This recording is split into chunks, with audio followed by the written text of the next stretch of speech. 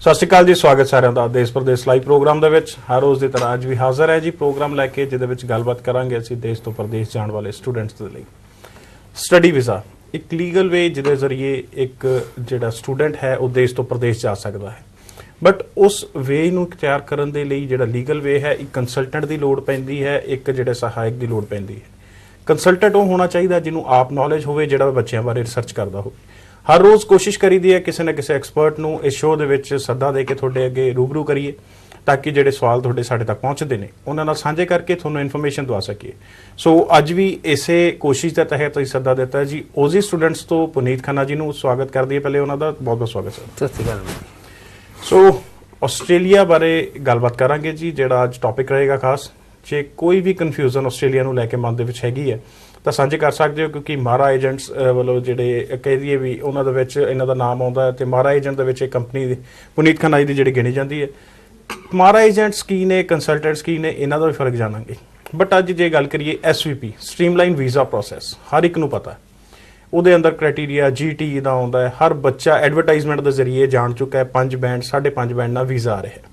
ਕੀ ਪੁਨੀਤ ਜੀ ਸਿਰਫ ਇਹੀ ਜਿਹੜੀ ਰਿਕੁਆਇਰਮੈਂਟਸ ਨੇ ਬੱਚੇ ਨੂੰ ਜਿਹੜੀਆਂ ਐਡਵਰਟਾਈਜ਼ਮੈਂਟ ਦੀ ਜਗ੍ਹਾ ਪਤਾ ਲੱਗੀਆਂ? ਅਮਨ ਜੀ ਰਿਕੁਆਇਰਮੈਂਟਸ ਬਹੁਤ ਜ਼ਿਆਦਾ ਨੇ। ਰਿਕੁਆਇਰਮੈਂਟਸ ਔਨ ਪੇਪਰ ਘੱਟ ਨੇ, ਬਟ ਰਿਕੁਆਇਰਮੈਂਟਸ ਇਨ ਐਕਚੁਅਲ ਜਿਹੜੀਆਂ ਫੀਲ ਕਰਨੀਆਂ ਉਹ ਜ਼ਿਆਦਾ ਨੇ। ਇਨ ਐਕਚੁਅਲ ਮਤਲਬ ਬਹੁਤ ਸਾਰੀਆਂ ਚੀਜ਼ਾਂ ਨੇ ਜਿਹੜੀਆਂ ਰეკਮੈਂਡਡ ਨੇ, ਨਾ ਕਿ ਜਿਹੜੀਆਂ ਉਹ ਕਹਿੰਦੇ ਆ ਕਿ ਹਾਰਡ ਐਂਡ ਫਾਸਟ ਰੂਲ ਹੈ ਉਹ ਬੇ ਕਰਨਾ ਪੈਣਾ। ਹਾਰਡ ਐਂਡ ਫਾਸਟ ਰੂਲ ਉਹਨਾਂ ਨੇ ਘਟਾ ਦਿੱਤੇ। ਉਹਨਾਂ ਨੇ ਐਮਬੈਸੀ ਨੇ ਆਪਣੀ ਰਿਸਪੌਂਸਿਬਿਲਟੀਆਂ ਘਟਾ ਕੇ ਏਜੰਟਸ ਦੀ ਤੇ ਯੂਨੀਵਰਸਿਟੀਜ਼ ਦੀ ਤੇ SVP ਦੇ ਅੰਡਰ ਆਉਂਦੇ ਕਾਲਜਸ ਦੀ ਰਿਸਪੌਂਸਿਬਿਲਟੀਆਂ ਵਧਾ ਦਿੱਤੀਆਂ। ਉਹਨਾਂ ਨੇ ਕਿ ਅਸੀਂ ਰਿਸਪੌਂਸਿਬਲ ਘੱਟ ਹਾਂ, ਤੁਸੀਂ ਰਿਸਪੌਂਸਿਬਲ ਹੋ, ਕਿਉਂਕਿ ਸਟੂਡੈਂਟ ਨੂੰ ਏਜੰਟ ਆ ਜਿਹੜਾ ਉਹ ਮਿਲ ਰਿਹਾ। ਸਟੂਡੈਂਟ ਨੂੰ ਜਿਹੜੀ ਐਡਮਿਸ਼ਨ ਆ ਉਹ ਇੱਕ ਯੂਨੀਵਰਸਿਟੀ ਔਰ ਉਹ ਕਾਲਜ ਦੇ ਰਹੀ ਹੈ, ਉੱਥੇ ਉਹਨੇ ਪੜ੍ਹਨ ਜਾਣਾ। ਉਹਨਾਂ ਦੀ ਰਿਸਪੌਂਸਿਬਿਲਟੀ ਉਹਨਾਂ ਨੇ ਜ਼ਿਆਦਾ ਕਰ ਦਿੱਤੀ ਔਰ ਐਮਬੈਸੀ ਨੇ ਆਪਣੀ ਰਿਸਪੌਂਸਿਬਿਲਟੀ ਘਟਾ ਦਿੱਤੀ ਉਹਦੇ ਵਿੱਚ। ਇਹਦੇ ਵਿੱਚ ਜਿਵੇਂ ਅਸੈਸਮੈਂਟ ਦੀ ਪਾਵਰ ਦੇ ਦਿੱਤੀ ਗਈ ਹੈ ਜਿਹੜੀ ਯੂਨੀਵਰਸਿਟੀਜ਼ ਨੂੰ, ਵੀ ਤੁਸੀਂ ਅਸੈਸਮੈਂਟ ਕਰਨੀ ਹੈ ਕਾਲਜ ਦੀ, ਤੁਹਾਨੂੰ ਲੱਗਦਾ ਤੁਸੀਂ ਆਫਰ ਲੈਟਰ ਦਿਓ, ਅਦਰਵਾਈਜ਼ ਨਾ ਦਿਓ, ਇੰਟਰਵਿਊ ਦੇ ਚਾਂਸਿਸ ਘਟੇ। ਬਟ ਇਹਦੇ 'ਚ ਜੇ ਜਿਹੜੇ ਅਸੈਸਮੈਂਟ ਪ੍ਰੋਪਰ ਨਹੀਂ ਹੋ ਰਹੀ ਹੈ, ਗਲਤ ਬੱਚਿਆਂ ਨੂੰ ਐਡਮਿਸ਼ਨ ਜਾ ਰਹੀਆਂ, ਜਿਹੜੇ ਅਨਜੈਨੂਇਨ ਸਟੂਡੈਂਟਸ ਨੇ, ਕੀ ਇੰਪੈਕਟ ਪੈ ਸਕਦਾ ਆਉਣ ਵਾਲੀ ਜਿਹੜੇ ਟਾਈਮ ਦੇ ਵਿੱਚ ਯੂਨੀਵਰਸਿਟੀ ਤੇ? ਦੇਖੋ ਜਿਹੜੀ ਅਸੈਸਮੈਂਟ ਵੀ ਹੈਗੀ ਨਾ, ਇਹਨਾਂ ਨੇ ਇੱਕ ਟਰਮ ਕੱਢ ਦਿੱਤੀ ਜੈਨੂਇਨ ਟੈਂਪਰੇਰੀ ਐਂਟਰੈਂਟ। ਬਹੁਤ ਵਾਸਟ ਟਰਮ ਹੈ। ਵਾਸਟ ਟਰਮ ਇਸ ਕਰਕੇ ਉਹਦੇ ਵਿੱਚ ਕੋਈ ਪੁਆਇੰਟ ਬੇਸਡ ਸਿਸਟਮ ਨਹੀਂ ਹੈਗਾ ਜਾਂ ਕੋਈ ਪਾਰਟਿਕੂਲਰ ਫੈਕਟਸ ਨਹੀਂ ਹੈਗੇ ਕਿ ਇਹਨਾਂ ਰੂਲਸ ਦੇ ਅਕੋਰਡਿੰਗਲੀ ਤੁਸੀਂ ਇਹਨੂੰ ਮੈਜ਼ਰ ਕਰੋ। ਹਰ ਕਾਲਜ ਨੇ, ਹਰ ਯੂਨੀਵਰਸਿਟੀ ਨੇ ਉਹਨੂੰ ਆਪਣੇ ਤਰੀਕੇ ਨਾਲ ਮੈਜ਼ਰ ਕਰਨ ਦੀ ਕੋਸ਼ਿਸ਼ ਕੀਤੀ ਕਿ ਕਿਹੜਾ ਟੈਂਪਰੇਰੀ ਐਂਟਰੈਂਟ, ਕਿਸ ਤਰ੍ਹਾਂ ਅਸੀਂ ਉਹਨੂੰ ਮੈਜ਼ਰ ਕਰੀਏ ਤੇ ਕਿਸ ਤਰ੍ਹਾਂ ਉਹਨੂੰ ਅਸੀਂ ਨਾ ਮੈਜ਼ਰ ਕਰੀਏ ਕਿ ਇਹ ਬੰਦਾ ਟੈਂਪਰੇਰੀ ਹੈ ਜਾਂ ਇਹ ਇੱਥੇ ਆ ਕੇ ਬਸਣਾ ਚਾਹੁੰਦਾ। ਉਹਦੇ ਵਿੱਚ ਕੁਝ ਦਿਨ ਪਹਿਲਾਂ ਇੱਥੇ ਇੱਕ ਯੂਨੀਵਰਸਿਟੀ ਨੇ ਚੰਡੀਗੜ੍ਹ ਦੇ ਵਿੱਚ ਮੀਟਿੰਗ ਰੱਖੀ ਸੀ, ਜਿਹਦੇ ਵਿੱਚ ਇਹ ਡਿਸਕਸ਼ਨ ਹੋਈ ਸੀਗੀ ਕਿ ਇੱਕ ਸਟੂਡੈਂਟ ਜਿਹੜਾ ਇੱਕ ਵੀਜ਼ਾ ਆਫਿਸਰ ਲਈ ਜਾਂ ਇੱਕ ਯੂਨੀਵਰਸਿਟੀ ਲਈ ਟੈਂਪਰੇਰੀ ਐਂਟਰੈਂਟ ਹੈ, ਉਹ ਹੋ ਸਕਦਾ ਦੂਸਰੀ ਯੂਨੀਵਰਸਿਟੀ ਉਹਨੂੰ ਕਹੇ ਕਿ ਨਹੀਂ, ਇਹ ਸਾਡੇ ਲਈ ਜੈਨੂਇਨ ਟੈਂਪਰੇਰੀ ਐਂਟਰੈਂਟ ਨਹੀਂ ਹੈਗਾ। ਸੋ ਡਿਫਰੈਂਟ ਕ੍ਰਾਈਟੀਰੀਆ ਨੇ, ਡਿਫਰੈਂਟ ਮਾਪਦੰਡ ਨੇ, ਜਿਹਦੇ ਨਾਲ ਉਹ ਯੂਨੀਵਰਸਿਟੀਆਂ ਜਾਂ ਕਾਲਜ ਜਾਂ ਅਸੀਂ ਉਹਨੂੰ ਅਸੈਸ ਕਰਦੇ ਹਾਂ, ਜਿੱਥੋਂ ਪਤਾ ਲੱਗਦਾ ਹੈ ਕਿ ਇਹ ਹਾਂ ਬੈਸਟ ਤੋਂ ਬੈਸਟ ਅਸੀਂ ਇਹਨੂੰ ਕਿਸ ਤਰ੍ਹਾਂ ਕਰ ਸਕਦੇ ਹਾਂ ਕਿ ਇਹ ਜੈਨੂਇਨ ਹੈਗਾ ਵਾ, ਟੈਂਪਰੇਰੀ ਐਂਟਰੈਂਟ ਹੋਏਗਾ, ਇਹ ਉੱਥੇ ਜਾ ਕੇ ਕਿੰਨੀ ਦੇਰ ਰਹਿਣਾ ਚਾਹੁੰਦਾ ਜਾਂ ਕੀ ਕਰਨਾ ਚਾਹੁੰਦਾ। ਜਿਹੜੀ ਤੁਸੀਂ ਗੱਲ ਕੀਤੀ ਹੈ ਜੈਨੂਇਨ ਟੈਂਪਰੇਰੀ ਐਂਟਰੈਂਟ, ਜਿਹੜਾ GT ਦਾ ਕ੍ਰਾਈਟੀਰੀਆ ਫਿਲ ਕਰਨਾ ਪਏਗਾ ਬੱਚੇ ਨੂੰ, ਹਮੇਸ਼ਾ ਇਹੀ ਗੱਲ ਹੁੰਦੀ ਰਹੀ ਹੈ ਵੀ SVP ਦੇ ਅੰਡਰ ਜੈਨੂਇਨ ਸਟੂਡੈਂਟ ਨੂੰ ਕਾਲ ਕੀਤੀ ਜਾ ਰਹੀ ਹੈ। ਐਕਚੁਅਲ ਜੈਨੂਇਨ ਸਟੂਡੈਂਟ ਕੌਣ ਹੈ? ਕੀ ਪਰਿਭਾਸ਼ਾ, ਉਹਦੀ ਪ੍ਰੋਫਾਈਲ ਕੀ ਹੋਣੀ ਚਾਹੀਦੀ ਹੈ ਜੈਨੂਇਨ ਸਟੂਡੈਂਟ ਦੀ? ਜੈਨੂਇਨ ਸਟੂਡੈਂਟ ਦੀ ਸਭ ਤੋਂ ਪਹਿਲੀ ਪਰਿਭਾਸ਼ਾ ਇਹ ਹੈ ਕਿ ਜਿਹੜਾ ਉਹਦਾ ਪੁਰਾਣਾ ਬੈਕਗ੍ਰਾਉਂਡ ਕੀ ਹੈ। ਅੱਜ ਜੇ ਉਹਦੀ ਉਮਰ 20 ਸਾਲ 22 ਸਾਲ ਉਮਰ ਆ, ਉਸ 22 ਸਾਲਾਂ 'ਚ ਉਹਨੇ ਕਿੰਨੇ ਸਾਲ ਪੜ੍ਹਾਈ ਕਰਦੇ ਨੇ ਬਿਤਾਏ ਨੇ ਤੇ ਕਿੰਨੇ ਸਾਲ ਵਿਹਲੇ ਬਹਿ ਕੇ ਬਿਤਾਏ ਨੇ। ਜਿਹੜੇ ਬੱਚੇ ਦੀ ਪੜ੍ਹਾਈ ਰੈਗੂਲਰ ਹੈਗੀ ਆ, ਉਹਨੇ ਅੱਜ ਤੱਕ ਜਦੋਂ ਤੋਂ ਆਪਣਾ ਦਾਖਲਾ ਲਿਆ ਸਕੂਲ ਕਾਲਜ ਦੇ ਵਿੱਚ 3ਰੀ 4ਥੀ ਤੋਂ ਲੈ ਕੇ ਹੁਣ ਤੱਕ, ਉਹ ਜੈਨੂਇਨ ਆਪਣੀ ਪੜ੍ਹਾਈ ਦੇ ਵਿੱਚ ਕਿਤੇ ਉਹਨੇ ਗੈਪ ਨਹੀਂ ਕੀਤਾ। ਉਹ ਪਹਿਲਾ ਅਸੈਸਮੈਂਟ ਲੈਵਲ ਉੱਥੇ ਹੀ ਕਲੀਅਰ ਕਰ ਲੈਂਦਾ, ਪਹਿਲੀ ਹਰਡਲ ਕਲੀਅਰ ਕਰ ਲੈਂਦਾ ਆਪਣੀ, ਕਿ ਉਹ ਇੱਕ ਸਟੂਡੈਂਟ ਹੈ ਔਰ ਜਦੋਂ ਤੋਂ ਉਹਨੇ ਸਕੂਲ 'ਚ ਐਡਮਿਸ਼ਨ ਲਈ ਆ ਉਦੋਂ ਤੋਂ ਹੁਣ ਤੱਕ ਉਹ ਰੈਗੂਲਰ ਪੜ੍ਹਾਈ ਕਰ ਰਿਹਾ, ਨਾ ਕਿ ਉਹ ਵਿਹਲੇ ਬਹਿ ਕੇ ਟਾਈਮ ਪਾਸ ਕਰ ਰਿਹਾ ਜਾਂ ਆਪਣੇ ਕਿਸੇ ਹੋਰ ਕੰਮ ਦੇ ਵਿੱਚ ਇਨਵੋਲਵ ਹੈਗਾ। ਸੋ ਪਹਿਲਾ ਸਟੈਪ ਜਿਹੜਾ ਸਭ ਤੋਂ ਪਹਿਲਾਂ ਆ ਜਾਂਦਾ ਉਹ ਇਹ ਹੈ ਕਿ ਉਹ ਸਟੂਡੈਂਟ ਦੀ ਪੜ੍ਹਾਈ ਦੇ ਵਿੱਚ ਕਿੱਥੇ ਉਹਨੂੰ ਗੈਪ ਹੈਗਾ ਜਾਂ ਕਿੱਥੇ ਉਹਨੂੰ ਰੋਕਿਆ ਹੈਗਾ ਜਾਂ ਸਾਲ ਤੋਂ ਬਾਅਦ ਦੁਬਾਰਾ ਸ਼ੁਰੂ ਕੀਤੀ ਹੈ ਜਾਂ ਨਹੀਂ ਕੀਤੀ ਹੈਗੀ। ਬੇਸਿਕਲੀ ਜੈਨੂਇਨਿਟੀ ਕਾਊਂਟ ਕਰਦੀ ਹੈ ਵੀ ਜਿਹੜੀ ਰੈਗੂਲੇਸ਼ਨ ਆਫ ਸਟੱਡੀ ਹੈ ਕੰਟੀਨਿਊ ਕਰ ਰਿਹਾ ਕਿ ਨਹੀਂ ਕਰ ਰਿਹਾ, ਬੱਚਾ ਵਿੱਚ ਗੈਪ ਤਾਂ ਨਹੀਂ ਪਾਇਆ ਜੀ। ਜਿਵੇਂ ਐਡਵਰਟਾਈਜ਼ਮੈਂਟ ਦੇ ਵਿੱਚ ਇੱਕ ਹੋਰ ਬੱਚਿਆਂ ਨੂੰ ਚੀਜ਼ਾਂ ਦੇਖਣ ਨੂੰ ਮਿਲਦੀਆਂ ਵੀ ਸਾਲ 2 ਸਾਲ ਦਾ ਗੈਪ ਵੀ ਚੱਲ ਜਾਏਗਾ, ਐਕਸੈਪਟੇਬਲ ਹੈ। ਗੈਪ ਅਸਲ 'ਚ ਹੈ ਕਿ ਗੈਪ ਦੀ ਪਰਿਭਾਸ਼ਾ ਕੀ ਹੈ? ਦੇਖੋ ਗੈਪ ਦੀ ਪਰਿਭਾਸ਼ਾ ਇਹ ਹੈ ਕਿ ਕਿਸੇ ਨੇ 2011 ਵਿੱਚ +2 ਕੀਤੀ, ਉਸ ਤੁਹਾਡੇ ਕੋਲ ਕਾਉਂਸਲਿੰਗ ਲਈ ਆਂਦਾ, ਆਫਿਸ ਆਂਦਾ, ਉਹਨੂੰ ਤੁਸੀਂ ਪੁੱਛਦੇ ਹੋ ਕਿ ਤੂੰ 2 ਸਾਲ ਕੀ ਕੀਤਾ, ਉਹਦੇ ਵਿੱਚ ਵੱਖਰੇ ਵੱਖਰੇ ਜਵਾਬ ਨੇ ਸਟੂਡੈਂਟਸ ਦੇ ਕੋਲ। ਕੋਈ ਸਟੂਡੈਂਟ ਕਹਿੰਦਾ ਕਿ ਮੈਂ ਕੁਝ ਨਹੀਂ ਕੀਤਾ, ਕੋਈ ਸਟੂਡੈਂਟ ਕਹਿੰਦਾ ਭਾਈ ਮੈਂ ਆਇਲਟਸ ਕੀਤੀ। ਆਇਲਟਸ ਕੀਤੀ, ਉਹਨੂੰ ਸਮਝਾਉਣ ਵਾਲਾ ਕੋਈ ਹੋਵੇ ਕਿ ਐਮਬੈਸੀ ਨੂੰ ਇਹ ਗੱਲ ਦੱਸਣੀ ਕਿ ਤੂੰ 2 ਸਾਲ ਲਾ ਕੇ ਇੱਕ ਆਇਲਟਸ ਕਲੀਅਰ ਕੀਤੀ, which is not a qualification, it is just formality ਹੈਗੀ ਆ ਜਿਹੜੀ ਐਮਬੈਸੀਆਂ ਨੂੰ ਚਾਹੀਦੀ ਹੈ। ਉਹ ਫਾਰਮੈਲਿਟੀ ਤੁਸੀਂ ਪੂਰੀ ਕਰੋਗੇ ਤਾਂ ਅੱਗੇ ਜਾਓਗੇ। 2 ਸਾਲ ਲਾ ਕੇ ਤੁਸੀਂ ਸਿਰਫ ਇੱਕ ਆਇਲਟਸ ਕੀਤੀ ਇਹ ਦਿਖਾਉਣ ਲਈ ਕਿ ਮੇਰਾ ਇੰਗਲਿਸ਼ ਦਾ ਲੈਵਲ ਠੀਕ ਹੈਗਾ, ਉਹਨੂੰ ਮੰਨਿਆ ਨਹੀਂ ਜਾਂਦਾ। ਉਹ ਇੱਕ ਗੈਪ, ਜੈਨੂਇਨ ਗੈਪ ਹੋ ਗਿਆ ਤੁਹਾਡੀ ਪੜ੍ਹਾਈ ਦੇ ਵਿੱਚ, ਜੋ ਕਿ ਪੂਰਾ ਨਹੀਂ ਹੁੰਦਾ ਕਿਸੇ ਵੀ ਤਰ੍ਹਾਂ। ਦੂਸਰੀ ਤਰਫ ਸਟੂਡੈਂਟ ਆਂਦਾ ਹੈ ਕਿ ਮੈਂ +2 ਕੀਤੀ, +2 ਕਰਨ ਤੋਂ ਬਾਅਦ ਮੈਂ 2 ਸਾਲ ਫਲਾਨੀ ਜਗ੍ਹਾ ਜੌਬ ਕੀਤੀ, ਕਿਸੇ ਚੰਗੀ ਕੰਪਨੀ ਦੇ ਵਿੱਚ ਉਹਨੇ ਕੰਮ ਕੀਤਾ, ਫਿਰ ਉਹਨੂੰ ਲੱਗਾ ਕਿ ਨਹੀਂ ਮੈਂ +2 ਮੇਰੀ ਕੁਆਲੀਫਿਕੇਸ਼ਨ ਘੱਟ ਹੈ, ਮੈਨੂੰ ਜੇ ਇਸ ਤੋਂ ਬਾਅਦ ਆਪਣੀ ਬੈਚਲਰਸ ਡਿਗਰੀ ਪਰਸਿਊ ਕਰਾਂ ਤੇ ਆਪਣੇ ਜਿਹੜੇ ਫੀਲਡ 'ਚ ਮੈਂ 2 ਸਾਲ ਜੌਬ ਕੀਤੀ ਆ ਉਹਦੇ ਵਿੱਚ ਹੀ ਮੈਂ ਐਕਸੈਲ ਕਰ ਸਕਦਾ। ਇੱਕ ਲੈਵਲ ਤੇ ਜਾ ਕੇ ਉਹ ਰੁਕ ਜਾਂਦਾ, ਉਹਨੂੰ ਜੌਬ 'ਚ 10,000 15,000 ਜੇ ਸੈਲਰੀ ਮਿਲਦੀ ਹੈ, ਉਹਨੂੰ ਲੱਗਦਾ ਕਿ ਮੈਂ ਇੱਥੇ ਹੋਰ ਪੜ੍ਹਾਈ ਕਰ ਲਵਾਂ, ਅੱਗੇ ਬੈਚਲਰਸ ਕਰ ਲਵਾਂ ਜਾਂ ਮਾਸਟਰਸ ਕਰ ਲਵਾਂ, ਮੇਰੀ ਸੈਲਰੀ 25,000 35,000 ਤੱਕ ਜਾ ਸਕਦੀ। ਉਹ ਗੈਪ ਉਹਨੇ ਕੀ ਕੀਤਾ ਇਹ ਪੁੱਛਣਾ ਬਹੁਤ ਜ਼ਰੂਰੀ ਹੈਗਾ, ਨਾ ਕਿ ਹਾਂ ਗੈਪ ਸੀਗਾ ਤੇ ਮੈਂ ਕੀਤਾ ਕੁਝ ਨਹੀਂ। ਉਹਦੇ ਵਿੱਚ ਉਹਦਾ ਬਹੁਤ ਫਰਕ ਪੈਂਦਾ। ਇਹ ਚੀਜ਼ ਮੇਰੇ ਖਿਆਲ ਬੜੀ ਵਧੀਆ ਤਰ੍ਹਾਂ ਕਲੀਅਰ ਕੀਤੀ ਗਈ ਹੈ। ਐਕਚੁਅਲ ਗੈਪ ਕਿਹਨਾਂ ਨੂੰ ਕਿਹਾ ਜਿਹੜਾ ਐਕਸੈਪਟੇਬਲ ਹੈ। ਇਹ ਨਹੀਂ ਵੀ ਜਿਹਨੇ 2 ਸਾਲ ਕੀਤਾ ਹੀ ਕੁਝ ਨਹੀਂ ਉਹ ਵੀ ਆਸਟ੍ਰੇਲੀਆ ਜਾ ਸਕਦਾ। ਹਾਂ, ਆਸਟ੍ਰੇਲੀਆ ਜਾਣ ਲਈ ਗੈਪ ਦੀ ਤੁਹਾਡੇ ਕੋਲ ਪ੍ਰੋਪਰ ਵਜ੍ਹਾ ਹੈ, ਕੀ ਕੀਤਾ 2 ਸਾਲ, ਉਹਦੇ ਪ੍ਰੂਫਸ ਨੇ। ਉਹ ਬੱਚਾ ਫਿਰ ਵੀ ਕੰਟੀਨਿਊ ਕਰਨਾ ਚਾਹੁੰਦਾ ਸਟੱਡੀ, ਉਹਨੂੰ ਵੈਲਕਮ ਕਰਦਾ ਹੈ ਆਸਟ੍ਰੇਲੀਆ। ਬਟ ਜਿਹਨੇ ਕੀਤਾ ਹੀ ਕੁਝ ਨਹੀਂ, ਮੇਰੇ ਖਿਆਲ ਉਹਨੂੰ ਕਿਤੇ ਨਾ ਕਿਤੇ ਡਾਊਟਫੁਲ ਕੇਸ ਜਿਹੜਾ ਉਹ ਦੇਖਿਆ ਜਾ ਸਕਦਾ। ਆਸਟ੍ਰੇਲੀਆ ਲੈ ਕੇ ਮਨ ਦੇ ਵਿੱਚ ਕੋਈ ਸਵਾਲ ਆਉਂਦਾ, ਕੋਈ ਕਨਫਿਊਜ਼ਨ ਹੈਗੀ ਹੈ ਮਨ ਦੇ ਵਿੱਚ, ਤਾਂ OZ ਸਟੂਡੈਂਟਸ ਨਾਲ ਰਾਬਤਾ ਕਾਇਮ ਕੀਤਾ ਜਾ ਸਕਦਾ। ਉਹਦੇ ਲਈ ਨੰਬਰ ਤੇ ਕਾਲ ਕਰਨਾ ਪਏਗਾ ਜਿਹੜਾ ਟੀਵੀ ਸਕਰੀਨ ਤੇ ਫਲੈਸ਼ ਹੋ ਰਿਹਾ। ਇਹਨਾਂ ਦੇ ਐਡਰੈਸ ਵਿਜ਼ਿਟ ਕਰਕੇ ਵੀ ਫ੍ਰੀ ਆਫ ਕਾਸਟ ਕਾਉਂਸਲਿੰਗ ਜਿਹੜੀ ਹੈ ਉਹ ਲਈ ਜਾ ਸਕਦੀ ਹੈ। ਉਸ ਤੋਂ ਬਾਅਦ ਫੈਸਲਾ ਤੁਸੀਂ ਆਪ ਲੈ ਸਕਦੇ ਹੋ। ਜੇ ਅੱਜ ਦੀ ਡੇਟ ਦੇ ਵਿੱਚ ਗੱਲ ਕਰੀਏ ਪਨੀਰ ਜੀ, SVP ਦੇ ਜਦੋਂ ਆਪਾਂ ਦੇਖਿਆ ਜਦੋਂ ਸ਼ੁਰੂ ਹੋਇਆ streamline visa process, success rate ਵੀ ਕਾਫੀ ਵਧਿਆ, ਸਕਸੈਸ ਵਧਣ ਨਾਲ ਰਿਜ਼ਲਟਸ ਵੀ ਕਾਫੀ ਅੱਛੇ ਰਹੇ। ਜੇ ਉਹਦੀ ਸਟੂਡੈਂਟਸ ਦੀ ਆਪਾਂ ਗੱਲ ਕਰੀਏ, ਕਿਸ ਤਰ੍ਹਾਂ ਦੇ ਫੀਡਬੈਕ, ਕਿਸ ਤਰ੍ਹਾਂ ਦਾ ਰਿਜ਼ਲਟਸ ਦੇਖਣ ਨੂੰ ਮਿਲੇ ਆ? ਜੀ ਬਹੁਤ ਵਧੀਆ ਰਿਜ਼ਲਟ ਨੇ, ਕਿਸੇ ਵੀ ਤਰ੍ਹਾਂ ਦੀ ਕੋਈ ਪ੍ਰੋਬਲਮ ਨਹੀਂ ਹੈਗੀ ਕਿ ਸਟੂਡੈਂਟ ਨੂੰ ਐਮਬੈਸੀ ਬਿਨਾਂ ਗੱਲ ਤੋਂ ਰਿਫਿਊਜ਼ ਕਰ ਰਹੀ ਹੈ, ਜਾਂ ਕਿਸੇ ਵੀ ਤਰ੍ਹਾਂ ਕਿ ਆਹ ਸਟੂਡੈਂਟ ਦਾ ਪ੍ਰੋਫਾਈਲ ਚੰਗਾ ਸੀ, ਇਹਦੀ ਇੰਟਰਵਿਊ ਕਰਕੇ ਉਹਨਾਂ ਨੇ ਰਿਫਿਊਜ਼ ਕਰ ਦਿੱਤਾ। ਮਤਲਬ ਜਿਹਨੂੰ ਕਹਿੰਦੇ ਆ ਕਿ ਐਮਬੈਸੀ ਦੀ ਕੋਈ ਬਹਾਨੇਬਾਜ਼ੀ ਨਹੀਂ ਹੈਗੀ। ਜੇ ਕੋਈ ਸਟੂਡੈਂਟ ਦਾ ਜੈਨੂਇਨ ਪ੍ਰੋਫਾਈਲ ਹੈਗਾ, ਉਹਨੂੰ ਚੰਗੇ ਯੂਨੀਵਰਸਿਟੀ ਕਾਲਜ ਦੇ ਵਿੱਚ ਉਹਨੂੰ ਐਡਮਿਸ਼ਨ ਮਿਲੀ ਹੈ, ਉਹਦੇ ਆਇਲਟਸ ਦੇ ਬੈਂਡ ਠੀਕ ਨੇ, ਉਹਦੇ ਪੜ੍ਹਾਈ ਦਾ ਗੈਪ ਵਗੈਰਾ ਠੀਕ ਹੈ, ਉਹਦੇ ਅਕੈਡਮਿਕਸ ਚੰਗੇ ਨੇ, ਉਹਨੂੰ ਕਿਸੇ ਵੀ ਤਰ੍ਹਾਂ ਐਮਬੈਸੀ ਕੋਈ ਵੀ ਪ੍ਰੋਬਲਮ ਕ੍ਰੀਏਟ ਕੀਤੇ ਬਿਨਾਂ ਵੀਜ਼ਾ ਗ੍ਰਾਂਟ ਕਰ ਰਹੀ ਹੈ। ਜਦੋਂ ਇੱਕ SVP ਦੇ ਵਿੱਚ ਜਦੋਂ ਅਸੀਂ GT ਦਾ ਇੱਥੋਂ ਕ੍ਰਾਈਟੇਰੀਆ ਆਪਣੇ ਕੋਲੋਂ ਫੁੱਲਫਿਲ ਕਰ ਦਿੰਦੇ ਹਾਂ, ਉਸ ਤੋਂ ਬਾਅਦ ਯੂਨੀਵਰਸਿਟੀ ਜਾਂ ਕਾਲਜ ਉਹਨੂੰ ਫੁੱਲਫਿਲ ਕਰ ਲੈਂਦੀ ਹੈ, ਕਾਫੀ ਹੱਦ ਤੱਕ ਉਦੋਂ ਉਹਦੀ ਐਮਬੈਸੀ ਦੇ ਵਿੱਚ ਇੱਕ ਪੋਜ਼ਿਟਿਵ ਵਾਈਬਸ ਚੱਲ ਜਾਂਦੀਆਂ ਨੇ, ਜਿਹਦੇ ਵਿੱਚ ਕਈ ਵਾਰੀ ਕਾਲਜਸ ਯੂਨੀਵਰਸਿਟੀ ਵੱਲੋਂ ਇੱਕ ਲੈਟਰ ਵੀ ਨਾਲ ਲੱਗਦੀ ਹੈ ਕਿ ਅਸੀਂ ਇਸ ਤਰ੍ਹਾਂ ਇਹਨੂੰ ਅਸੈਸ ਕਰ ਲਿਆ GT ਨੂੰ। तो 2-3 दिन ਦੇ ਵਿੱਚ ਐਮਬੈਸੀ ਉਹਨੂੰ ਵੀਜ਼ਾ ਗ੍ਰਾਂਟ ਕਰਦੀ ਹੈ। ਮੋਸਟਲੀ ਅਸੀਂ ਇਹ ਦੇਖਿਆ ਕਿ ਜਦੋਂ ਵੀਜ਼ਾ ਪਾਉਂਦੇ ਆ, ਜਦੋਂ ਉਹਦਾ ਮੈਡੀਕਲ ਅਪਡੇਟ ਹੋ ਜਾਂਦਾ ਹੈ ਤਾਂ ਉਸ ਤੋਂ ਅਗਲੇ ਦਿਨ ਜਾਂ ਇੱਕ ਦਿਨ ਛੱਡ ਕੇ ਉਹਦਾ ਵੀਜ਼ਾ ਗ੍ਰਾਂਟ ਕਰੀ ਜਾਂਦੇ ਹੈ।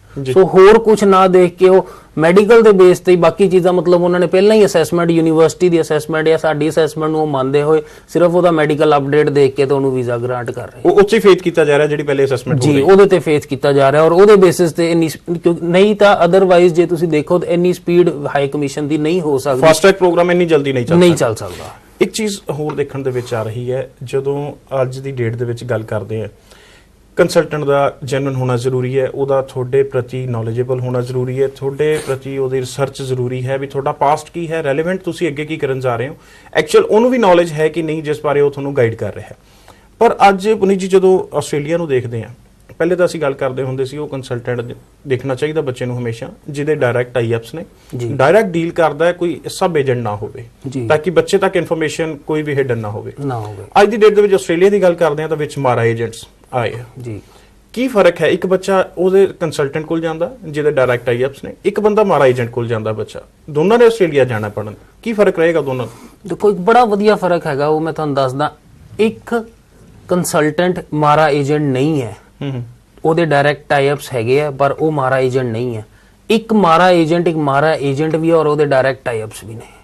ਸੋ ਮਾਰਾ agent is a part of Australian immigration system.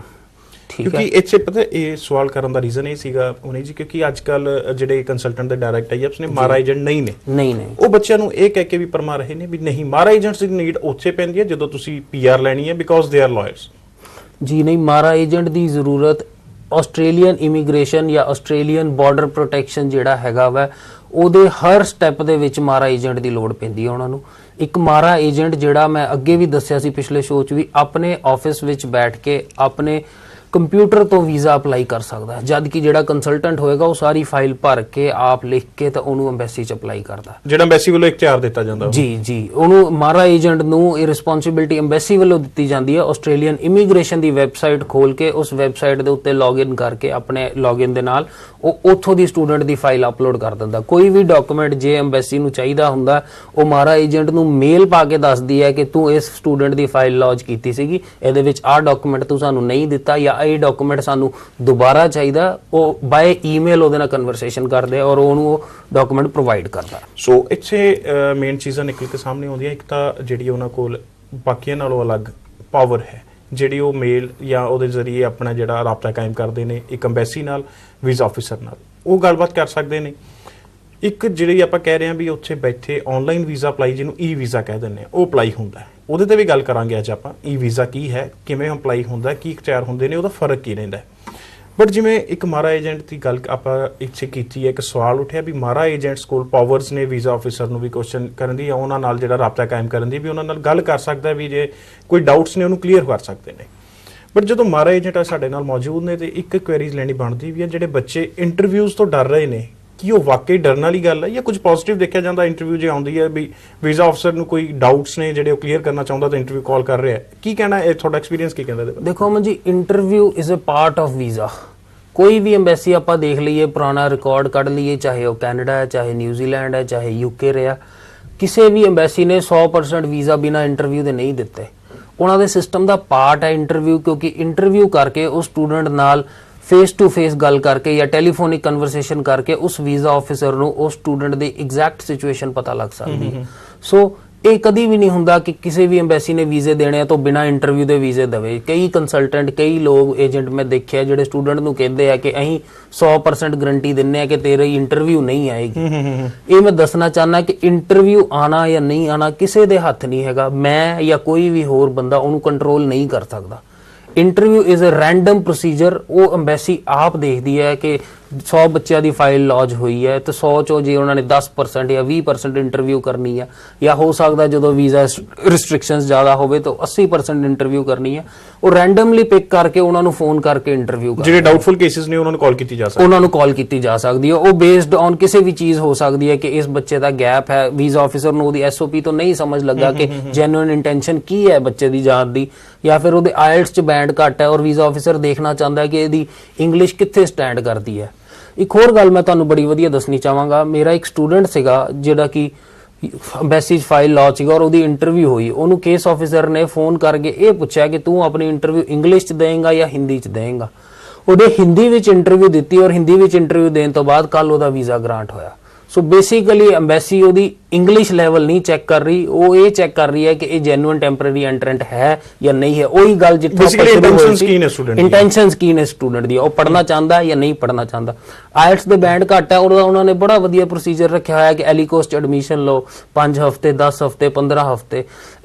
ਇੱਕ ਐਕਸਟੈਂਸਿਵ ਇੰਗਲਿਸ਼ ਕੋਰਸ ਹੈ ਐਲੀਕੋਸ। ਉਹਨੇ ਹਫ਼ਤੇ ਉਹ ਬੱਚਾ ਇੰਗਲਿਸ਼ ਪੜ੍ਹ ਕੇ ਉਸ ਲੈਵਲ ਤੇ ਆ ਜਾਂਦਾ ਜਿਸ ਲੈਵਲ ਦਾ ਮੇਨ ਕੋਰਸ ਸਟਾਰਟ ਕਰਾਉਣ ਲਈ ਉਸ ਯੂਨੀਵਰਸਿਟੀ ਨੂੰ ਲੋੜ ਹੈ। ਫਿਰ ਜਦ ਉਹ ਇੰਗਲਿਸ਼ ਪੜ੍ਹ ਹੀ ਰਿਹਾ ਪਹਿਲਾਂ ਜਾ ਕੇ 10 ਹਫ਼ਤਿਆਂ ਦੀ, ਸੋ ਵੀਜ਼ਾ ਆਫਿਸਰ ਉਹਨੂੰ ਇੰਗਲਿਸ਼ ਦੇ ਗਰਾਊਂਡ ਤੇ ਰਿਫਿਊਜ਼ ਨਹੀਂ ਕਰ ਸਕਦਾ ਕਿ ਤੂੰ ਇੰਗਲਿਸ਼ ਘੱਟ ਬੋਲਦਾ ਜਾਂ ਤੇਰੀ ਇੰਗਲਿਸ਼ 4 ਬੈਂਡ ਦੇ ਲੈਵਲ ਦੀ ਹੈਗੀ, ਕਿਉਂਕਿ ਜੇ ਘੱਟ ਬੋਲਦਾ ਤਾਂ ਹੀ ਐਲੀਕੋਸ ਲੱਗਿਆ। ਜੇ ਉਹਦੀ ਪਹਿਲਾਂ ਹੀ 6 ਬੈਂਡ ਹੁੰਦੇ ਫਿਰ ਉਹ ਐਲੀਕੋਸ ਲਾਂਦਾ ਹੀ ਨਾ। ਫਿਰ ਉਹ ਜਿਹੜਾ $3000-4000 ਦੇ ਕੇ ਜਾ ਰਿਹਾ ਸਿਰਫ ਇੱਕ ਐਲੀਕੋਸ ਪੜ੍ਹਨ ਲਈ, ਉਹ ਫਿਰ ਉਹਨੂੰ ਦੇਣ ਦੀ ਲੋੜ ਨਹੀਂ ਸੀਗੀ। ਬਿਲਕੁਲ। ਇੰਟੈਂਸ਼ਨਸ ਬੇਸਿਕਲੀ ਦੇਖੀਆਂ ਜਾ ਰਹੀਆਂ ਨੇ ਸਟੂਡੈਂਟਸ ਦੀਆਂ, ਜਿਹੜੇ ਕਿ ਜਾਣਨਾ ਜ਼ਰੂਰੀ ਹੈ। ਇੰਟੈਂਸ਼ਨ ਜਿਵੇਂ ਹੁਣ ਬਹੁਤ ਸੋਹਣੀ ਤਰ੍ਹਾਂ ਇੱਕ ਗੱਲ ਸਮਝਾਉਣ ਦੀ ਕੋਸ਼ਿਸ਼ ਕੀਤੀ ਗਈ ਪੁਨੀਤ ਜੀ ਵੱਲੋਂ। ਹਿੰਦੀ 'ਚ ਇੰਟਰਵਿਊ ਦਿੱਤੀ ਹੈ ਬੱਚੇ ਨੇ, ਬਟ ਉਹਦਾ ਵੀ ਵੀਜ਼ਾ ਗ੍ਰਾਂਟ ਹੋਇਆ। ਬੇਸਿਕਲੀ ਗੱਲ ਕੀ ਸੀ, ਉਹਦੇ ਇੰਟੈਂਸ਼ਨਸ ਕਲੀਅਰ ਸੀਗਾ, ਉਹ ਜੈਨੂਇਨ ਸਟੂਡੈਂਟ ਸੀ, ਉਹਨੇ ਹਰ ਇੱਕ ਗੱਲ ਜੋ ਐਸਓਪੀ ਦੇ ਵਿੱਚ ਸੀਗੀ ਉਹਨੂੰ ਕਲੀਅਰ ਕੀਤਾ। ਬੇਸਿਕਲੀ ਇੰਟਰਵਿਊ ਇੱਕ ਮੈਂ ਕਹੂੰਗਾ ਪੋਜ਼ਿਟਿਵ ਚੀਜ਼ ਹੈ। ਵੀਜ਼ਾ ਆਫਿਸਰ ਵੀਜ਼ਾ ਦੇਣਾ ਚਾਹੁੰਦਾ ਹੈ, ਬਟ ਐਸਓਪੀ ਦੇ ਵਿੱਚੋਂ ਕੁਝ ਡਾਊਟਫੁਲ ਚੀਜ਼ਾਂ ਨੇ ਜਿਹਨੂੰ ਕਲੀਅਰ ਕਰਨਾ ਚਾਹੁੰਦਾ। ਉਹ ਜੇ ਕਲੀਅਰ ਕਰਦੇ ਤਾਂ ਵੀਜ਼ਾ ਦੇਣ ਨੂੰ ਤਿਆਰ ਬੈਠੇ ਨੇ। ਡਰਨ ਦੀ ਲੋੜ ਨਹੀਂ ਹੈ, ਉਹਨੂੰ ਫੇਸ ਕਰੋ। ਜੇ ਕੌਨਫੀਡੈਂਟ ਨਹੀਂ ਹੋ ਤਾਂ ਆਪਣੇ ਕੰਸਲਟੈਂਟ ਨਾਲ ਗੱਲ ਕਰਕੇ ਪ੍ਰੋਪਰ ਜਾਣਕਾਰੀ ਲਓ ਵੀ ਇੰਟਰਵਿਊ ਦੇ ਵਿੱਚ ਕੀ ਜਿਹੜਾ ਪੁੱਛਿਆ ਜਾ ਸਕਦਾ। ਅੱਜ ਕੱਲ੍ਹ ਇੱਕ ਕੁਐਰੀਜ਼ ਹੋਰ ਵੀ ਰਹਿੰਦੀਆਂ ਨੇ, ਯੂਨੀਵਰਸਿਟੀ ਐਸੀ 'ਚ ਐਡਮਿਸ਼ਨ ਦਵਾ ਦਿਓ ਜਿੱਥੇ ਇੰਟਰਵਿਊ ਨਾ ਆਵੇ। ਤੁਹਾਡੇ ਤੱਕ ਵੀ ਆਉਂਦੀਆਂ ਇਹੋ ਜਿਹੀ ਕੁਐਰੀਜ਼? ਦੇਖੋ ਯੂਨੀਵਰਸਿਟੀ ਐਸੀ ਚ ਐਡਮਿਸ਼ਨ ਦਵਾ ਦਿਓ ਜਿਹਦੇ ਵਿੱਚ ਇੰਟਰਵਿਊ ਨਾ ਆਏ। ਰੋਜ਼ ਇਹ ਬੱਚਾ ਆ ਕੇ ਇਹੋ ਜੀ ਗੱਲ ਕਰਦਾ। ਕੁਝ ਯੂਨੀਵਰਸਿਟੀਆਂ ਇੰਟਰਵਿਊ ਲੈ ਕੇ ਸਟੂਡੈਂਟ ਨੂੰ ਐਡਮਿਸ਼ਨ ਦੇ ਰਹੀਆਂ, ਕੁਝ ਯੂਨੀਵਰਸਿਟੀਆਂ 50% ਇੰਟਰਵਿਊ ਲੈ ਰਹੀਆਂ ਔਰ ਕੁਝ ਯੂਨੀਵਰਸਿਟੀਆਂ ਦੇ ਪ੍ਰੋਸੀਜਰਸ ਡਿਫਰੈਂਟ ਨੇ, ਉਹ ਇੰਟਰਵਿਊ ਨਹੀਂ ਲੈ ਰਹੀਆਂ। ਪਰ ਜਿਹੜੀ ਯੂਨੀਵਰਸਿਟੀ ਇੰਟਰਵਿਊ ਲੈ ਰਹੀ ਹੈ ਔਰ ਇੰਟਰਵਿਊ ਲੈਣ ਤੋਂ ਬਾਅਦ ਉਹ ਆਪਣਾ ਇੱਕ ਸਰਟੀਫਿਕੇਟ ਇਸ਼ੂ ਕਰਦੀ ਹੈ, this student has been interviewed by college ਦਾ ਇਹ ਵਾਲਾ ਐਡਮਿਸ਼ਨਸ ਆਫਿਸਰ ਜਾਂ ਐਡਮਿਸ਼ਨਸ ਮੈਨੇਜਰ, ਔਰ ਉਹ ਸਰਟੀਫਿਕੇਟ ਉਹ ਨਾਲ ਦਿੰਦੇ ਔਰ ਸਟੂਡੈਂਟ ਦੀ ਫਾਈਲ ਦੇ ਨਾਲ ਅਪਲਾਈ ਹੁੰਦਾ। ਜਦੋਂ ਕੇਸ ਆਫਿਸਰ ਸਾਰੀ ਫਾਈਲ ਦੇਖਦਾ ਤਾਂ ਉਹਦੇ ਵਿੱਚ ਉਹ ਦੇਖਦਾ ਕਿ ਯਾਰ ਇਹਦੀ ਤਾਂ ਇੰਟਰਵਿਊ ਕਾਲਜ ਨੇ ਲੈ ਲਈ ਜਾਂ ਇੱਕ ਚੰਗੇ ਲੈਵਲ ਦੀ ਯੂਨੀਵਰਸਿਟੀ ਨੇ ਲੈ ਲਈ ਜਿਹੜੀ ਉਹਨਾਂ ਨੇ ਆਪ SVP ਦੇ ਵਿੱਚ ਪਾਈ ਹੈ ਔਰ ਆਸਟ੍ਰੇਲੀਆ ਦੀ ਟੌਪ 10 ਰੇਟਡ ਯੂਨੀਵਰਸਿਟੀ ਦੇ ਵਿੱਚ ਹੈਗੀ ਹੈ। ਦੈਨ ਦੇ ਟੇਕ देयर ਵਰਡ, ਉਹਦੀ ਗੱਲ ਨੂੰ ਮੰਨਦੇ ਆ ਕਿ ਹਾਂ ਜੋ ਤੂੰ ਕਹਿ ਰਿਹਾ ਠੀਕ ਕਹਿ ਰਿਹਾ, ਤੂੰ ਇੰਟਰਵਿਊ ਲਈ ਹੋਏਗੀ ਔਰ ਤੂੰ ਸਟੂਡੈਂਟ ਨੂੰ ਪਾਸ ਕੀਤਾ। ਸੋ ਉਹ ਫਿਰ ਐਮਬੈਸੀ ਇੰਟਰਵਿਊ ਵੱਲ ਨਹੀਂ ਜਾਂਦੀ। ਹੁਣ ਜਿਹੜੇ ਬੱਚੇ ਇੰਟਰਵਿਊ ਤੋਂ ਡਰਦੇ ਆ ਉਹਨਾਂ ਨੂੰ ਇੱਕ ਲੈਵਲ ਤੇ ਤਾਂ ਇੰਟਰਵਿਊ ਦੇਣੀ ਪਏਗੀ, ਜਾਂ ਤਾਂ ਯੂਨੀਵਰਸਿਟੀ ਲੈਵਲ ਤੇ ਦੇ ਲੈਣ ਜਾਂ ਐਮਬੈਸੀ ਲੈਵਲ ਤੇ ਦੇ ਲੈਣ। ਚੀਜ਼ਾਂ ਤਾਂ ਕਲੀਅਰ ਕਰਨੀਆਂ ਪੈਣਗੀਆਂ, ਆਪਣੀ ਇੰਟੈਂਸ਼ਨਸ ਤੋਂ ਉਹਨਾਂ ਨੂੰ ਬੋਲ ਕੇ ਆਪਣੇ ਮੂੰਹ ਦੱਸਣੀਆਂ ਪੈਣੀਆਂ। ਉਹ ਮੈਂ ਜਾਂ ਕੋਈ ਵੀ ਹੋਰ ਬੰਦਾ ਨਹੀਂ ਦੱਸ ਸਕਦਾ ਕਿ ਉਹਦੀ ਇੰਟੈਂਸ਼ਨਸ ਕੀ ਨੇ। ਪ੍ਰੀਤ, ਬੜੀ ਸੌਖੀ ਜੀ ਗੱਲ ਹੈ, ਜਦੋਂ ਤੁਹਾਡੇ ਤੱਕ ਕੋਈ ਬੱਚਾ ਵਿਜ਼ਿਟ ਕਰਦਾ, ਤੁਸੀਂ ਨਹੀਂ ਜਾਣਦੇ ਉਹਨੂੰ ਜੀ, ਤੁਸੀਂ ਵੀ ਤਾਂ ਉਹੀ ਸਵਾਲ ਕਰਦੇ ਹੋ। ਬਿਲਕੁਲ, ਪਾਸਟ ਕੀ ਕੀਤਾ, ਅੱਗੇ ਕੀ ਕਰਨ ਜਾਣਾ ਚਾਹੁੰਦਾ, ਹੁਣ ਕੀ ਕਰ ਰਿਹਾ, ਤੇਰੇ ਸਰਟੀਫਿਕੇਟਸ ਕਿਹੜੇ? ਜੀ ਜੀ, ਇਹੀ ਸਵਾਲ ਇਹਦੇ ਰਿਲੇਟਡ ਹੋਣੇ, ਕੋਈ ਅਲੱਗ ਉਸ ਤੋਂ ਬਾਹਰ ਜਾ ਕੇ ਤਾਂ ਕੁਝ ਪੁੱਛਣਾ ਨਹੀਂਗਾ। SOP ਸਟੇਟਮੈਂਟ ਆਫ ਪਰਪਸ, ਜਿਹਦੇ ਵਿੱਚ ਇਨਵੋਲਵਮੈਂਟ ਹਮੇਸ਼ਾ ਕਹਿੰਦੇ ਬੱਚੇ ਦੀ ਹੋਣੀ ਚਾਹੀਦੀ ਹੈ। ਜੇ ਬੱਚਾ ਪ੍ਰੋਪਰ ਇਨਵੋਲਵਮੈਂਟ ਰੱਖਦਾ ਤੇ ਇੰਟਰਵਿਊ ਦੇ ਵਿੱਚ ਕੁਝ ਵੀ ਐਸੀ ਗੱਲ ਨਹੀਂ ਹੈ ਜਿਹੜਾ ਬੱਚਾ ਕਲੀਅਰ ਨਹੀਂ ਕਰ ਪਾਉਂਦਾ। ਸੋ ਇਹ ਤਾਂ ਹੋਈ ਇੰਟਰਵਿਊ ਦੀ ਗੱਲ। ਹੁਣ ਇੱਕ ਗੱਲ ਚੱਲ ਰਹੀ ਸੀ ਇਸ ਤੋਂ ਪਹਿਲੇ ਵੀ, ਜਿਹੜਾ ਹਮਾਰਾ ਏਜੰਟ ਹੈ ਉਹਦੇ ਕੋਲ ਇਖਤਿਆਰ ਹੈ ਵੀ ਉਹ ਵੀਜ਼ਾ ਕਰ ਸਕਦਾ, ਬਟ ਜਿਹੜਾ ਕੋਈ ਡਾਇਰੈਕਟ ਆਈਐਪਸ ਨੇ, ਜਿਹੜੇ ਕੰਸਲਟੈਂਟਸ ਨੇ, ਉਹਨਾਂ ਨੂੰ ਇੱਥੋਂ ਹੀ ਪ੍ਰੋਪਰ ਫਾਈਲ ਤਿਆਰ ਕਰਕੇ ਇੱਥੇ ਐਮਬੈਸੀ ਦੇ ਵਿੱਚ ਭੇਜਣੀ ਪੈਂਦੀ ਹੈ। ਐਕਚੁਅਲ ਇਹਦੇ ਵਿੱਚ ਫਰਕ ਕੀ ਹੈ? ਵੀਜ਼ਾ ਕੀ ਹੈ, ਪੇਪਰ ਵੀਜ਼ਾ ਕੀ ਹੈ, ਬੱਚੇ ਨੂੰ ਬੈਨੀਫਿਟਸ ਜਾਂ ਇਹਦੇ ਕੀ ਹੋਰ ਨੁਕਸਾਨ ਹੋ ਸਕਦੇ ਨੇ, ਇਹ ਚੀਜ਼ ਜਾਣਨਾ ਚਾਹਾਂਗੇ। ਕੀ ਕਹਿਣਾ ਪੁਨੀਤ ਜੀ? ਦੇਖੋ, ਵੀਜ਼ਾ ਪੇਪਰ ਵੀਜ਼ਾ ਸੀ ਕਹੀਏ ਕਿ ਇੱਕ ਵਧੀਆ ਜਾਂ ਦੂਸਰਾ ਮਾੜਾ ਹੈ, ਦੋਨੋਂ ਪ੍ਰੋਸੀਜਰ ਆਸਟ੍ਰੇਲੀਅਨ ਗਵਰਨਮੈਂਟ ਦੇ ਨੇ, ਠੀਕ ਹੈ। ਦੋਨਾਂ 'ਚ ਫਰਕ ਕੀ ਆਂਦਾ, ਉਹ ਵੀ ਫਰਕ ਤੁਹਾਨੂੰ ਤਾਂ ਪਤਾ ਲੱਗਦਾ when you try both of them। ਤੁਸੀਂ ਦੋਨੋਂ ਕਰਕੇ ਦੇਖਦੇ ਹੋ, 2 ਫਾਈਲਾਂ ਵੀਜ਼ਾ 'ਚ ਪਾਈਆਂ, 2 ਪੇਪਰ ਵੀਜ਼ਾ 'ਚ ਪਾਈਆਂ। ਮੈਨੂੰ ਇਹ ਫਰਕ ਲੱਗਾ ਕਿ ਪੇਪਰ ਵੀਜ਼ਾ ਦੇ ਵਿੱਚ ਫਾਈਲ ਦੀ ਪ੍ਰੋਸੈਸਿੰਗ ਥੋੜੀ ਸਲੋ ਹੈਗੀ ਆ। ਨੰਬਰ ਆਫ ਆਫਿਸਰਸ ਜਿਹੜੇ ਦਿੱਲੀ 'ਚ ਬੈਠੇ ਅਸੈਸ ਕਰ ਰਹੇ ਉਹ ਘੱਟ ਹੋਣਗੇ, ਜਦਕਿ ਨੰਬਰ ਆਫ ਆਫਿਸਰਸ ਵੀਜ਼ਾ ਦੇ ਵਿੱਚ ਜਿਹੜੇ ਐਡੀਲੇਡ ਬੈਠੇ ਨੇ ਉਹ ਨੰਬਰ ਆਫ ਆਫਿਸਰਸ ਜ਼ਿਆਦਾ ਨੇ। ਇਹ ਵੀ ਹੋ ਸਕਦਾ ਨੰਬਰ ਆਫ ਫਾਈਲਸ ਇੱਥੇ ਵੱਧ ਜਾ ਰਹੀਆਂ ਨੇ। ਇਹ ਵੀ ਹੋ ਸਕਦਾ ਕਿ ਨੰਬਰ ਆਫ ਹਰ ਕੋਈ ਵੀਜ਼ਾ ਨਹੀਂ ਲੌਂਚ ਕਰ ਪਾਉਂਦਾ। ਮੋਸਟ ਆਫ ਦੀ ਏਜੰਟਸ ਜਿਹੜੇ ਇੱਥੇ ਬੈਠੇ ਉਹ ਪੇਪਰ ਵੀਜ਼ਾ ਲੌਂਚ ਆਥੋਰਾਈਜ਼ ਨਹੀਂ ਹੈਗੇ ਵੀਜ਼ਾ ਲੌਂਚ ਕਰਨ ਦੇ।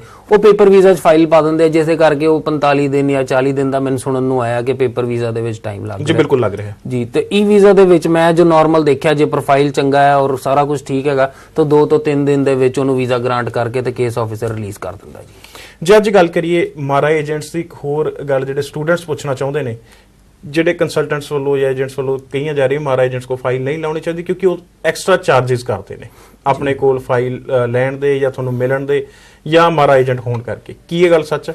ਬਿਲਕੁਲ ਸੱਚ ਹੈ ਜੀ। ਜਿਹੜਾ ਮਾਰਾ ਏਜੰਟ ਆਸਟ੍ਰੇਲੀਆ ਦੇ ਵਿੱਚ ਇੱਕ ਰੂਲ ਹੈ, ਉਹ ਸਿਰਫ ਇਮੀਗ੍ਰੇਸ਼ਨ ਦੇ ਰਿਲੇਟਡ ਨਹੀਂ, ਹਰ ਚੀਜ਼ ਦੇ ਰਿਲੇਟਡ। ਉੱਥੇ ਕਹਿੰਦੇ ਆ ਕਿ ਨਥਿੰਗ ਕਮਸ ਫ੍ਰੀ।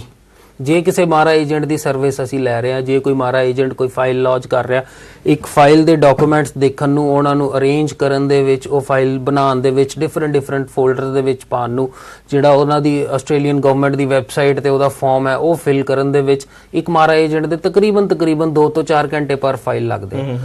ਆਸਟ੍ਰੇਲੀਆ ਦੀ ਗੱਲ ਕਰ ਲਈ ਹੈ, ਕਿਸੇ ਵੀ ਹੋਰ ਕੰਟਰੀ ਦੀ ਗੱਲ ਕਰ ਲਈ ਹੈ, ਅਸੀਂ ਲਾਇਰਸ ਜਾਂ ਡਾਕਟਰਸ ਜਾਂ ਇਹਨਾਂ ਲੋਕਾਂ ਨੂੰ ਮਿਲਣਾ ਹੁੰਦਾ ਦੇ ਚਾਰਜ ਪਰ ਆਰ। ਜੇ ਪਰ ਆਰ ਦੇ ਹਿਸਾਬ ਨਾਲ ਚਾਰਜ ਦੇਖੀਏ ਵਕੀਲਾਂ ਦੇ ਜਾਂ ਡਾਕਟਰਾਂ ਦੇ, ਉਸ ਹਿਸਾਬ ਨਾਲ ਮਾਰਾ ਏਜੰਟ ਦੀ ਫੀਸ ਕੁਝ ਵੀ ਨਹੀਂ ਹੈਗੀ। ਕੁਆਲਿਟੀ ਦੀ ਗੱਲ ਹੈ। It is they are charging something, ਪੈਸੇ ਉਹ ਲੈਂਦੇ ਪਏ ਆ, ਪਰ ਜੋ ਸਰਵਿਸ ਦੇ ਰਹੇ ਆ, ਜੋ ਚੀਜ਼ ਤੁਹਾਨੂੰ ਦੇ ਰਿਹਾ ਗਿਆ, ਉਹਦੇ ਹਿਸਾਬ ਨਾਲ ਉਹ ਕਾਸਟ ਕੁਝ ਵੀ ਨਹੀਂ ਹੈਗੀ। ਪੁਨੀਤ ਜੀ, ਬੇਸਿਕਲੀ ਆਪਣੇ ਪੰਜਾਬੀ ਸਟੂਡੈਂਟ ਇਹ ਗੱਲੋਂ ਠੀਕ ਵੀ ਨੇ ਕਿਉਂਕਿ ਇੱਥੇ ਤਾਂ ਸਾਰਾ ਕੁਝ ਕਿਹਾ ਜਾਂਦਾ, ਵੈਸੀ ਫੀਸ ਵੀ ਅਸੀਂ ਦੇ ਦਿਆਂਗੇ, ਫੀਸ ਵੀ ਅਸੀਂ ਦੇ ਦਿਆਂਗੇ, ਵੀਜ਼ਾ ਲੱਗੇਗਾ ਤਾਂ ਪੈਸੇ ਦੇ ਦਿਓ।